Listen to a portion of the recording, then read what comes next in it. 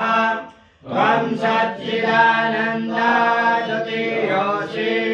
त्वं प्रत्यक्षं ब्रह्मासि त्वं ज्ञानमयो विज्ञानमयोऽसि सर्वं जगदिदं तत्तो जायते सर्वं जगदिदं त्वत्तिष्ठति सर्वं जगदिदं त्वयिलयमेष्यति सर्वं जगदिदं त्वयि प्रत्येते त्वं भूमिरापो नलो निलो नभः त्वं चत्वारि वाक्पदानि त्वं गुणत्रयातीतः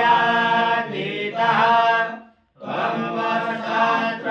वर्षत्रयातीतः त्वं देहत्रयातीतः त्वं कालत्रयातीतः त्वं मूलाधारस्थितोऽसि नित्यं त्वं सत्यत्रयात्मकः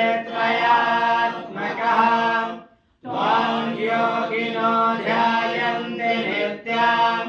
त्वं ब्रह्मास्त्वं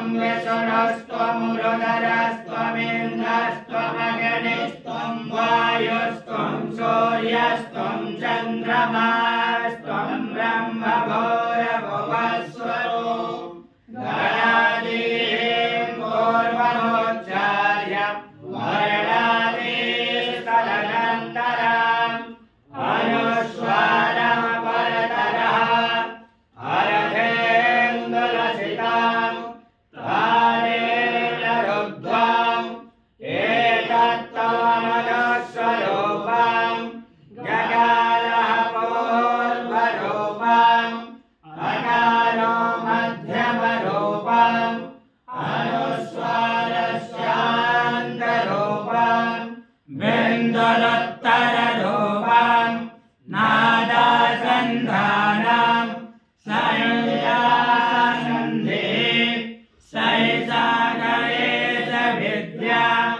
गणकऋषिः निजनिजगायत्री छन्दः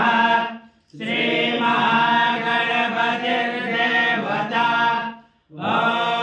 गं गणपतये नमः एकदन्ताय विद्महे वक्रतुण्डाय धीमहि